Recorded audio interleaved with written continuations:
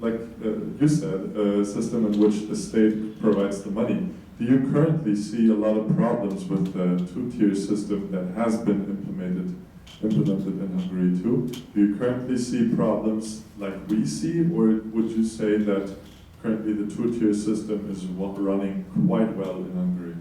No, I see a lot of problems with the system, but I also see a lot of problems with the state being in control of everything. So I don't think that the state should have a too strong control in the economy. You know? So I'm against it. So I see a lot of, because I have experience of it. You know, so not just because I think it's so, but because I have experience of that. So I just let Manuel finish and then. I mean, I was finished with my question, but I think it's really interesting, and I would answer your point, or I would give my opinion to that point, that I don't believe, or at least at my vision, I don't believe that in a sovereign money system the state would control the economy or decide over how the economy would run. Then I would not agree with this proposal, so to say. So I think maybe this is a special issue of you, because you've witnessed a system in which the state played a huge role and decided a lot about the economy. And of course, you are frightened about a system that might go back into this direction. So, yeah, that's my point of it. Yeah, because I experienced this that with the other Hungarians and other people in Eastern Europe, the absolute negative effects of such a system, because it wasn't viable, it wasn't workable. And I think it might be, it might be a problem for all the ex-communist countries to support what we do. I can imagine, because then they immediately think, oh, it's going back in time. No, but I mean, you know, because people, just like myself, are not satisfied with the current system, okay. You know, as the way banks work and they create money, whatever. So they would be ready to do something. I mean, those who have the monetary awareness at all, because in the last 2 or 3 days there has been a lot of talk here about the lack of monetary awareness, which I absolutely agree with. It's a big problem, and the majority of people, you know, and the average person hardly knows anything about it. That's the same in your country, even more so in Hungary, because of lack of that kind of experience. I just want to add to what Warren is saying. I agree with you, Warren, with your analysis, and what we're going for is a one-tier competitive system, and what Mishi was doing, experiencing a one-tier non-competitive system, and it was Moscow dictating a little bit, but the Hungarians did have a lot of control of their own system, I think. But from our thinking as monetary reformers, we have this problem like in the United States too. We have on the West Coast, there's a little stronger libertarian movement, and some people believe in small government, and so I need to learn my audience to push for monetary reform in the United States. And I sometimes I'm wondering, you know, how much government, or, you know, and so the idea today, you know, earlier with Yamaguchi, to have money coming in with a money authority that may be central bank oriented, maybe we can make that public sovereign money through some digital system or central bank, or maybe we can set up another independent one that Yamaguchi is suggesting too, and we can play it both ways as monetary reformers to to undo the banking system. Just let me, sorry. Go ahead.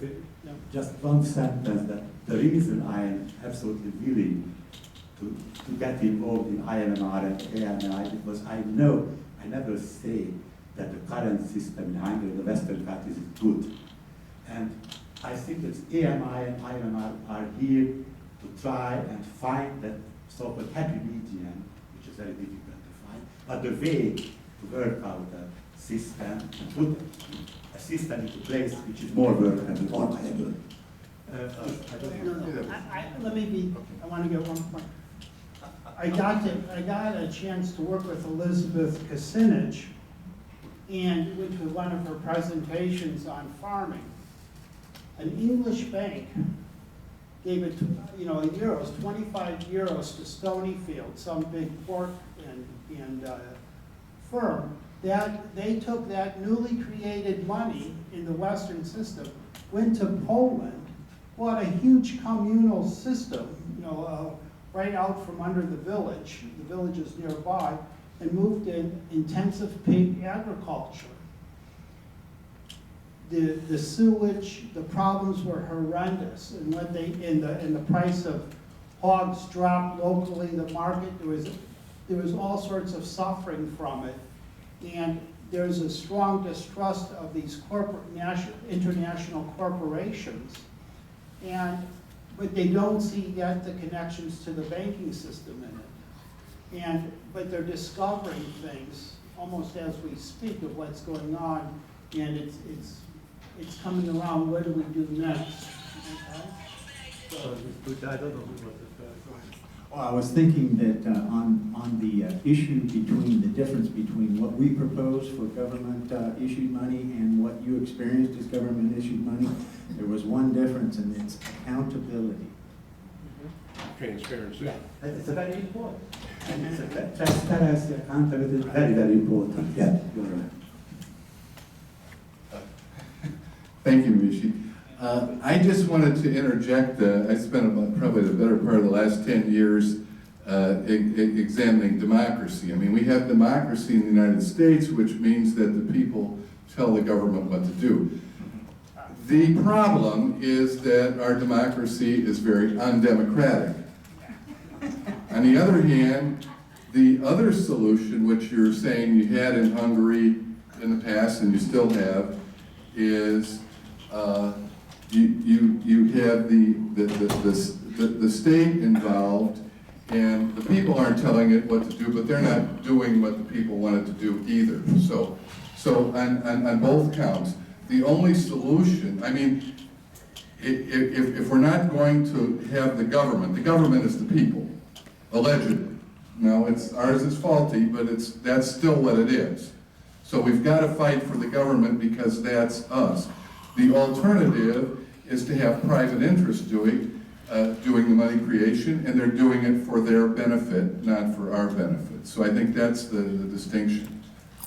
Alan Greenspan and the political editor of the British magazine The Economist have just produced a book on the history of American capitalism, and they claim that this is the most democratic capitalism in the world. I'm sure you won't agree. But, yeah, you make a good point.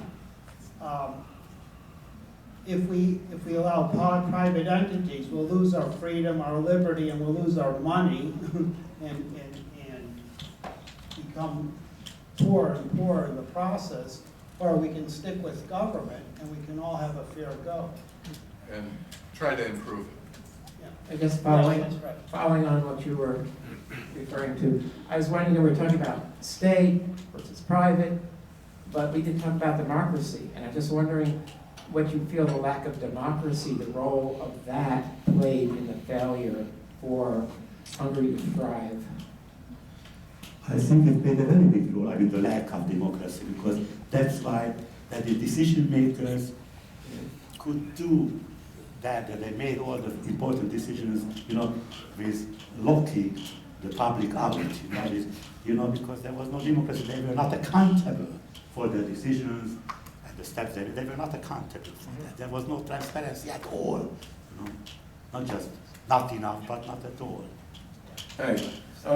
You said in the 1970s and 1980s that there was lack of liquidity and lack of capital coming from the banks, so they had to go to the Western banks for loans and to get liquidity. Is it possible that the people who were controlling the bank, the central bank over there, had their fingers in the till? In other words, they were actually going and benefiting, and that liquidity was actually going into their personal pockets?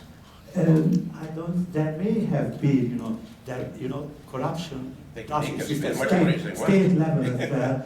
I don't think that particularly the central bank governor at the time or the stock management of the bank pocketed any money from that. but they were financing projects, for example, supporting political movements abroad that were pro-Soviet political movements, and Moscow ordered Hungary and other East European countries to finance, such projects, and probably don't know too much about it, still don't know enough about it.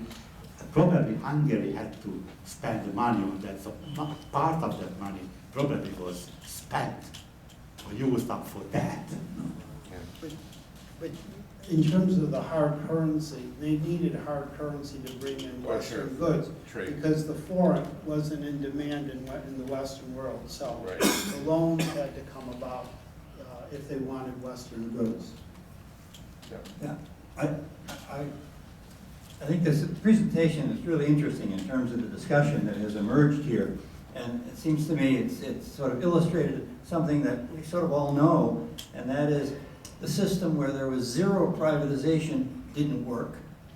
And this country seems bent on showing that 100% privatization doesn't work either, and probably democracy can't work at either extreme. I agree. Right. Yeah. So, thank you very much, Michelle. Thank you.